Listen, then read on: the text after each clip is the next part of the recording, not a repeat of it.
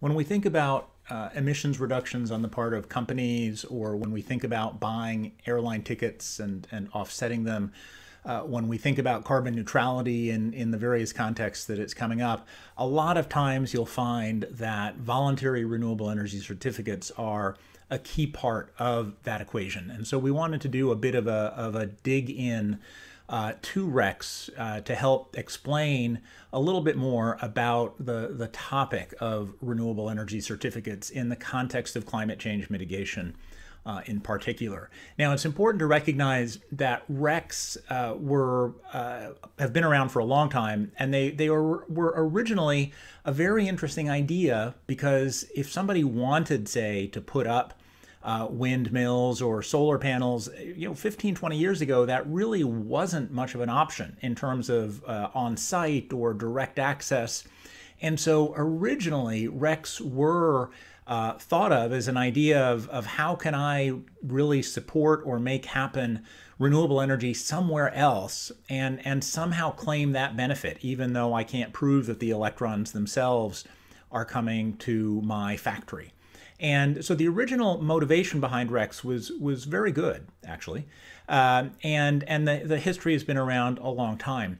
Now, where are RECs today? And let me just give you a sense of how I'm structuring this quick conversation.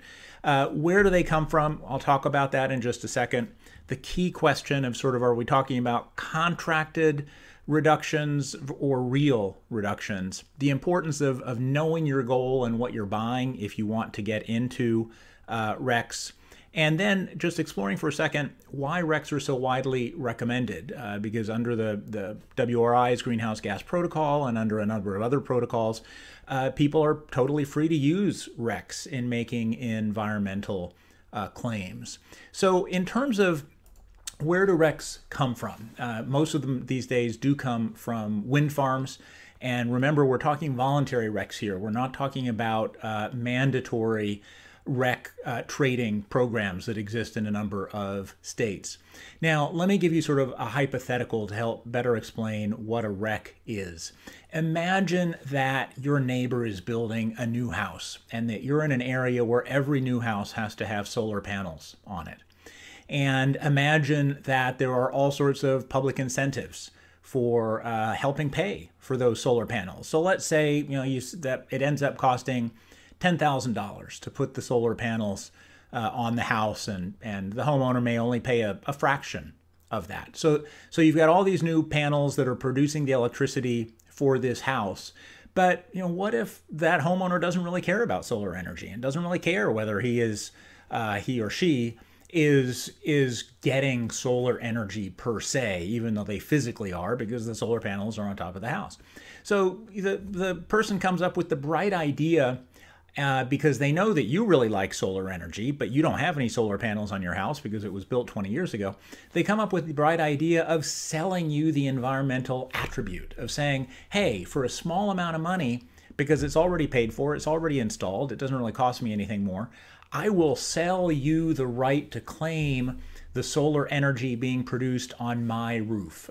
Not the physical electrons, obviously, because you're still getting those from your utility, but the environmental attribute, so to speak. And so you decide, well, that's a great deal. For $10 or for $100, I can get access to this solar energy that costs $10,000 to install. And so you make a deal, you do the trade. You then can claim that your electricity is solar-based. Now, if your neighbor continues to claim that his or her electricity is solar-based, you have an obvious double counting problem. And let's say for a second that doesn't happen. So your neighbor doesn't make that claim, and you're the only one claiming to use that solar electricity. Fine. Now, you've signed a contract, you've got legal rights to that environmental attribute. This is what happens with most RECs, is whether it's not so much solar usually, it's usually wind. But there are all sorts of reasons that wind projects are being built with all sorts of public subsidies. And then at the end of the day, they're willing to sell you the environmental attribute, which is the REC. Here's the issue. The point that I had made earlier in terms of contract reductions versus real reductions. Are these real reductions. Nothing is different since you bought the REC. The solar panels were being installed. In fact, they had to be installed. And you've bought that environmental attribute, but nothing has changed in the world from what happened before you bought the environmental attribute. So you have a legal reduction. You have a legal right to claim the wind energy because you bought the environmental attribute, but nothing has changed. And that's why I want to emphasize this idea of know your goal and know what you're buying. If all you're really looking to do is to have the legal right to something, then okay, you may want to go ahead and go after the typical REC in the voluntary REC market.